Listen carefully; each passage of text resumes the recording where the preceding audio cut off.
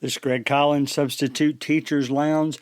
Don't want you to be deceived by the title because I'm not going to try to convince you one way or another on whether you want to be a sub for a special education class, but I will share with you my experiences and tell you why I continue to, from time to time, pick up one of those classes and personally enjoy it very much.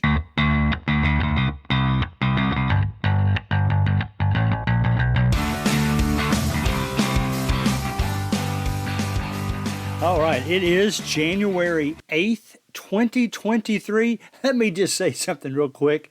Some of you have mentioned on the Substitute Teachers Lounge Facebook page why I changed the opening to the podcast to just music and not having the kids say Substitute Teachers Lounge. There's a lot of people that like that, but the reason I did it is that was a recording that was made with a bunch of sixth graders who are now sophomores.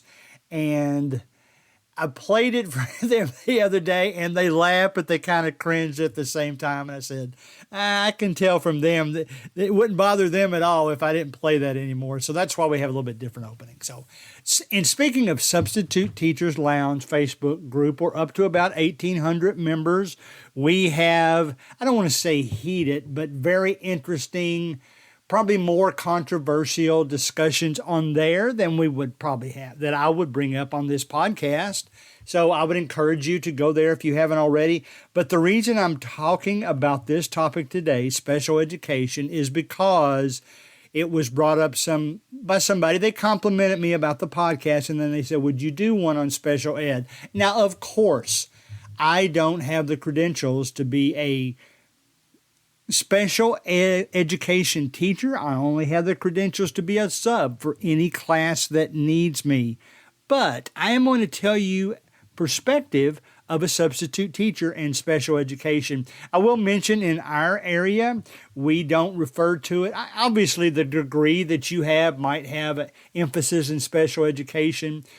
Normally, when I see a sub listing pop up for a class, it will say either elementary ed, middle school ed, or high school education, or it will say exceptional children. And that is the phrase that's used for special education in this area. I like that phrase, but it also lets the substitute know, as long as they're educated on that phrase, that this is a class that will need a little bit extra help, a little bit extra attention. It's traditionally a special education class, and we want you to know that before you accept it. Now, I'll be honest with you. It really took a couple of pushes to get me to try special education. It's still not something I seek out, although ironically, just before I started recording this podcast, a special exceptional children job popped up, and it's one I did before and really enjoyed it. So I went ahead and accepted it. Typically, I accept them when I know the teacher, I know the students perhaps, and many times, though, it's because the school has asked me to teach in that area. So there are several different types of special education situations. The first one, the most basic one, is maybe a student or two in a regular class needs some extra help. Typically, when that happens and you sub for that class, you will have a co-teacher. Had this happened not too long ago, I was teaching for a 7th grade math class, and the period, I noticed that the notes that the teacher left me and said, she told me you will have co-teachers in this period. In fact, there was 2 or 3 of them. Now, when you see that, you know that they're there for a certain number of students. So you know that might be your most challenging class. At the same time, you've got other teachers there that are used to and trained to helping with that child. And in fact, one of the children in this class did have to be escorted out of the room for the teacher. It wasn't hurting anybody. He was just being a disruption. So there's that version of special education. The other is when you accept the special education class. It shows up as exceptional children. You go in there. Here's what a typical special education class would be like. And I know this could vary from area to area, but I will say every special education class I have accepted has been set up in this manner. So here's what I would tell you to expect. For the most part, you would expect to have much smaller classes. These students need additional help, so you will have smaller classes so that you can offer that additional help. My experience has been that they are very pleasant students. They just might struggle with some of the classes that you are teaching them. Normally, the special education class teachers always leave great notes.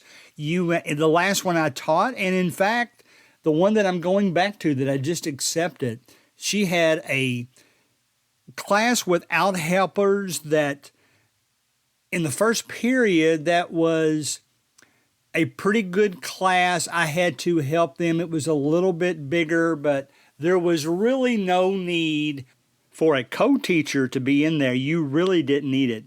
But then as the day progressed, it was smaller classes of students that need additional help. Now, of course, substitute teachers aren't trained in special education. So very often my job was to accompany those students into a different classroom, and it would be a classroom where they were combined with other students, and then I would be in there to assist the teacher. So I became a co-teacher. She had 3 classes like that day. I became the co-teacher, and my emphasis, I could help anybody, of course, but my emphasis would be to keep my eye on the students that I knew that were technically my students. I had a roster. The other teacher typically would turn in the attendance, but I had a roster, and I was there. Really didn't say anything unless the teacher asked me to help with something. I made sure that I always volunteered to hand out forms, that I always helped if I saw the teacher was doing something that she just needed to help, I always volunteered to help, because otherwise I felt like I was just standing around not doing much. And more often than not, the special education classes I had was a situation where I would rotate among classrooms and then help that teacher in that classroom. In other words, they were the teacher, I was the co-teacher there to help. On occasion, like I briefly mentioned earlier, when I mentioned somebody had to escort a teacher, or a student, I should say, out of the classroom, that was with another group that wasn't necessarily a special education class. I have had some schools that it was a small special education class that I stayed in the room the whole time, and co-teachers came in to help me. And the teacher had left assignment, so to speak. So that's the other version of it. The times I've done that, I only had one situation where a student got frustrated that he got a question wrong, and then I tried to be very diplomatic. I would tell him I've gotten questions wrong too before in my life, and I would walk him through it, maybe why it was wrong and that type of thing. But I love my special education class experiences. Is it always the first class that I seek out? No, but it is a class that I always look forward to if that's my assignment for the day. So now there is one more level of special education that I have done. In our area, it's called FMD. It is the students that need a whole lot of help and may not reach the level of education that we're striving for the other students. They're the ones that, as a precaution perhaps, they have their own bathroom facilities in the classroom. There are things around, even in middle school, high school, there are things sitting around such as modeling clay, playing cards, simple games that they can do to keep themselves occupied. During a lot of breaks, we take this group outside quite often. It's set up so that maybe the lessons or things we flash up on the board and we ask them to go point to the answer and they walk up there. Sometimes you won't get them to speak much. Sometimes you won't get them to stop talking. So those are the ones that need a lot of additional help. Now, I will say this.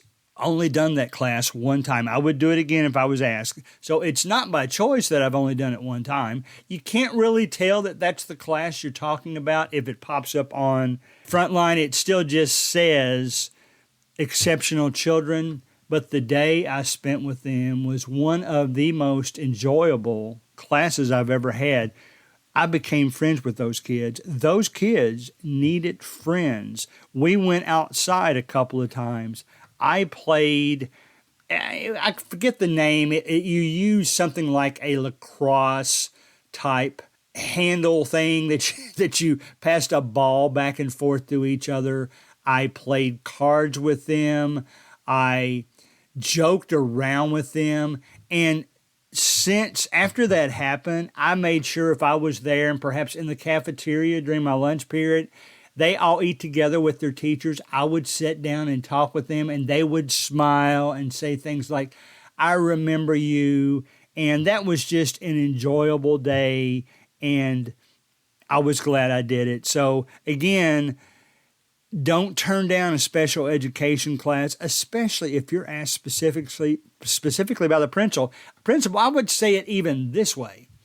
If the principal asks you to do it, I don't think they're doing it just because they're desperate and can't find anybody else. I think they're doing it because they know they can depend on you to go in there and do a good job, be an example to those kids, and do really well. So is special education a challenge? It is.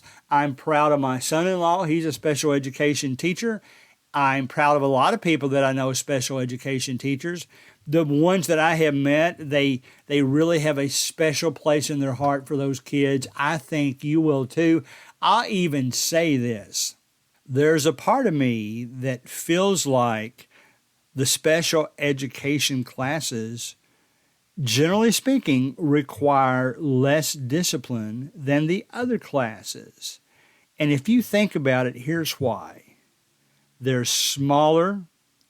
It's easier to show attention for a student one-on-one, and you don't have the kids that just love to get attention. They act up in class all the time. That can still happen, but as a rule, you've got some of those kids in every class that you teach outside the special education realm, some to the point that you have to send to the office.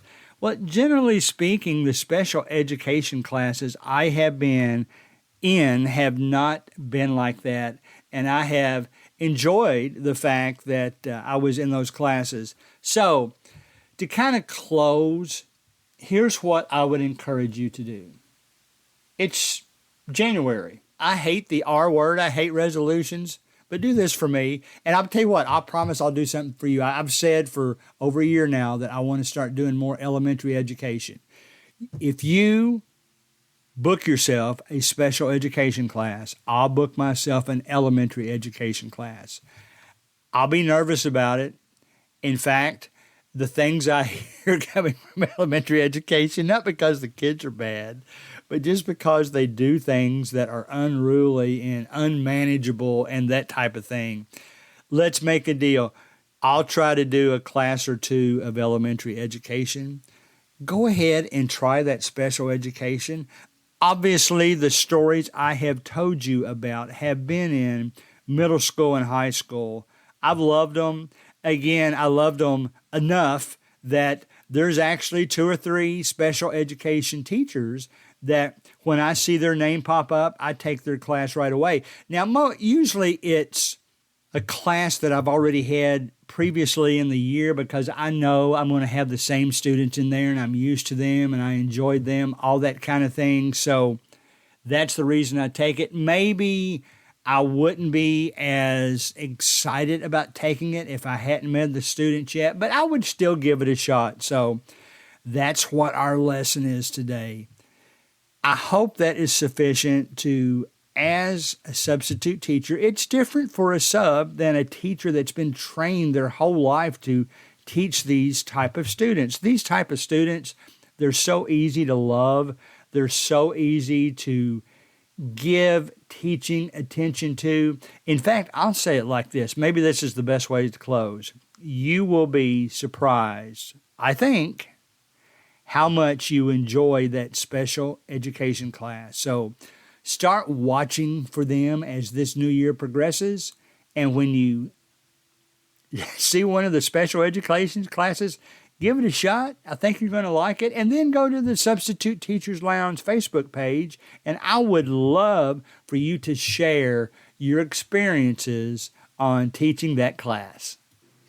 One final reminder, I did interview a special education teacher. It's been a while. It's way back on episode 11. That was September 1st, 2019. So if you'd like to hear that, please go back and listen to that, and I think you'll enjoy it.